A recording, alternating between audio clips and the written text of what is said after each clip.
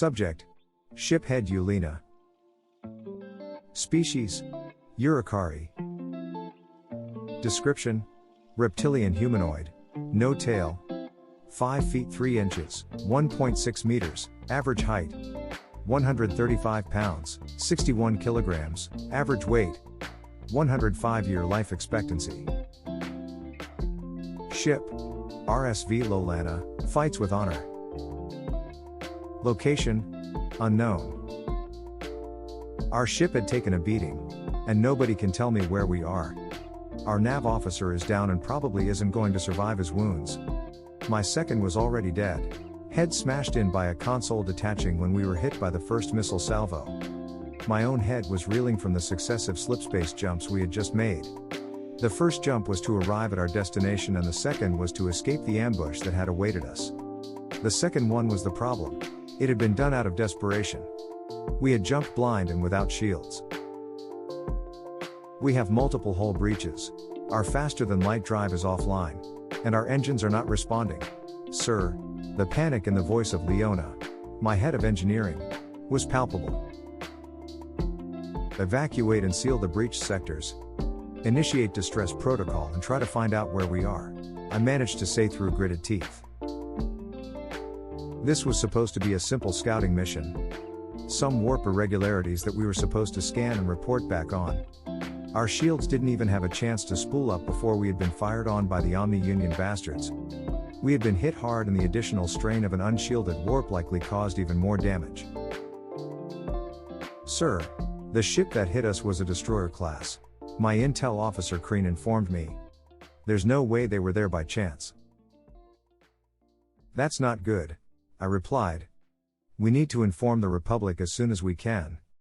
Speaking of which, where are we on a location? Kreen grimaced, judging from our flight path.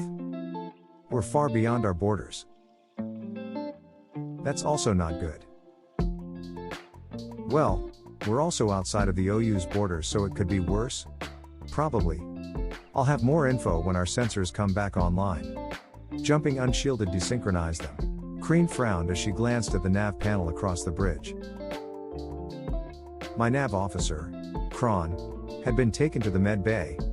Kreen and Kron were hatchmates, siblings that burst into the world simultaneously. It's said that they have an unshakable bond, and as far as I've seen, that holds up. The odds of both of them being assigned to the same ship were slim to none, but they somehow made it happen. Their playful banter made the long treks into deep space less exhausting. I hope Kron makes it. His quick thinking had saved us. He had already calculated a blind jump by the time I gave the order. Leona interrupted my chain of thought. Shiphead, I have a more comprehensive damage report. Let's hear it. We're in a bad way. We have hull breaches in engineering, life support, and the living quarters. These areas have been sealed off until we can enact repairs, but that will require a spacewalk. Leona grimaced. We've lost a lot of gas, and the pressurized reserves might not be enough to fully repressurize those sectors. Understood.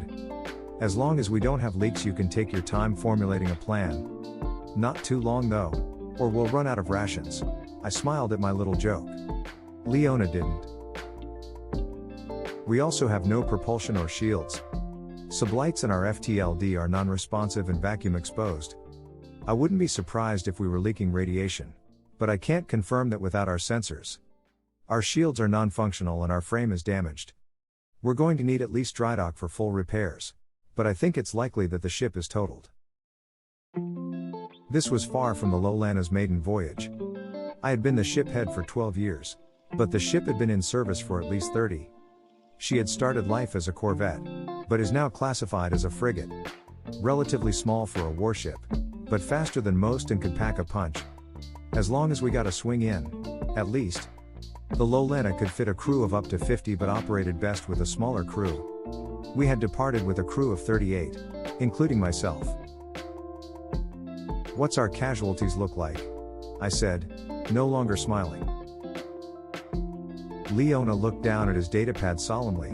6 dead, 10 critically injured, 4 unaccounted for. 20 casualties. My heart sank. More than half my crew out of action. And more than a quarter of them dead or MIA. I felt myself spiraling and shook myself out of it. Half is better than all. Keep me updated on the status of the injured and missing. I'll notify the next of kin when we're rescued. Speaking of which, how's the distress signal doing? It's beeping away, ship head, Crean said. And our sensors just came back online. We are definitely leaking radiation, Leona. Anyways, I can pinpoint where we are now. Hopefully there's an exploration team within sensor range. The odds of that were low. Ever since the war with the Omni Union had began, the Republic had been more focused on manning warships than exploring the cosmos. For good reason, though, the war hadn't been going in our favor. It seemed like for every OU ship we took out, another 3 took their place. We'd managed to keep them out of the core systems, but we were firmly on the defensive. I spoke too soon, Crean sighed. We're well out of range of anything Republic. No known life this far out. Looks like we're smack in the middle of a solar system though. Maybe we can get some supplies for repairs. Let's see. A yellow dwarf sun, 8 planets. Oh. 4 of them are gas giants. No worries about repressurization. I smiled sadly, that's good. Hopefully we can get what we need to limp back to repute.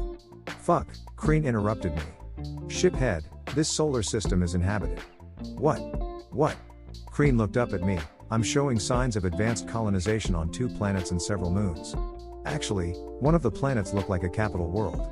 The entire surface is covered in artificial structures. Also, there are. A proximity alarm pinged. The first 2 notes were the same for every ship that approached. The second 2 determined if it was friend, foe, or unknown. In my 12 years of being shiphead, I'd never heard these last 2 notes. Unknown. Leona rushed back to his console. Unknown vessel on approach, Crean said, baffled. It's absolutely massive. Easily twice the size of any battleship I've ever seen. It has shields powered up but doesn't appear to have its weapons armed. Not that we'd necessarily be able to tell, Leona said fearfully. I sat up straight and asked, are comms online? Yes, sir. Hail them. They're hailing us, sir, Leona said. Do you want me to put them through? I nodded and Leona set to work opening a channel. The sounds that came through our speakers were nonsensical and guttural. I looked at Leona in confusion. The channel is working. We'll need a minute for the translator to take effect, he explained. The next noise I heard nearly sent me into an early grave from shock. No need for that, we've scanned your logs and extrapolated your language. I am Captain Reynolds of the USS Thanatos. You seem to be in a spot of bother. May we assist? Asked the voice from the speaker. It took me a second to remember how to speak. I am shiphead Eulina of the RSV Lolana. We come in peace, and are in no position to turn down an offer of aid. It shall be done. Prepare to be boarded, and welcome to Sol.